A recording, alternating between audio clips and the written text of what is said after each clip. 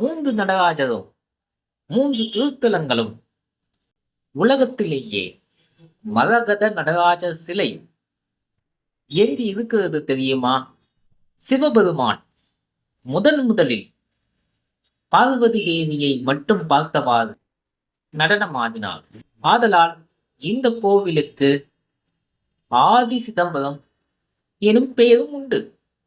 இந்த சிலைதான் உலகத்தில் இருக்கும் நடராஜர் சிலைகளுக்கும் மூலச்சிலை. இந்த சிலைக்கு கழுத்திலோ இடுப்பிலோ பாம்பு கிடையாது, தலையில் கங்கை கிடையாது, ஆடையில் புலித்தோல் கிடையாது. மரகத நடராஜர் சிலை எப்போதும் சிரித்தவாறு இருக்கும். வருடம் முழுவதும் மரகத நடராஜர் சிலை எப்போதும் சிரித்தவாறு இருக்கும். வருடம் முழுவதும் நடராஜர் சிலை சந்தனம் பூசித்தான் இருக்கும். ஆருத்ரா தரிசன நாளில் மட்டும் சந்தனம் கலைந்து மரகத நடராஜராக காட்சியளிப்பார்.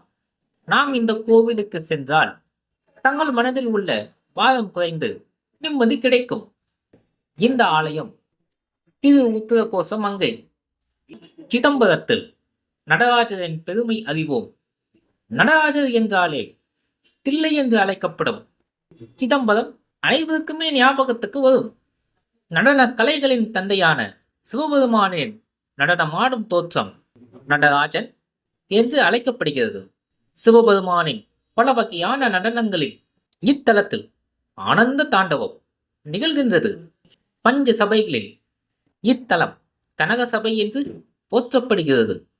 அம்பலத்தில் இது பொன்னம்பலம் என்று அழைக்கப்படுகிறது.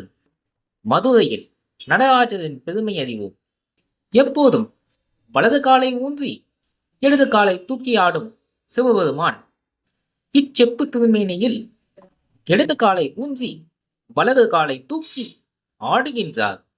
ஒரே காலை ஊன்றி ஆடினால் இறைவனுக்கு கால் வலிக்குமே என்றெண்ணி பாண்டிய மன்னன் கால் மாறி ஆடும்படி வேண்டியதால் சிவபெருமான் கால் மாறி ஆடியதாக புராணங்கள் சொல்கின்றன.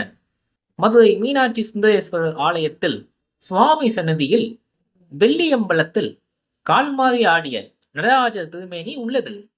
அம்பலத்தில் இது வெள்ளியம்பலம் என்று அழைக்கப்படுகிறது. திரு உத்தரகோசமங்கை, சிதம்பரம், மதுரை ஆகிய ஊர்களில் நடராஜரின் பெருமையை அறிந்தோம். மீண்டும் சந்திப்போம். நன்றி, வணக்கம்.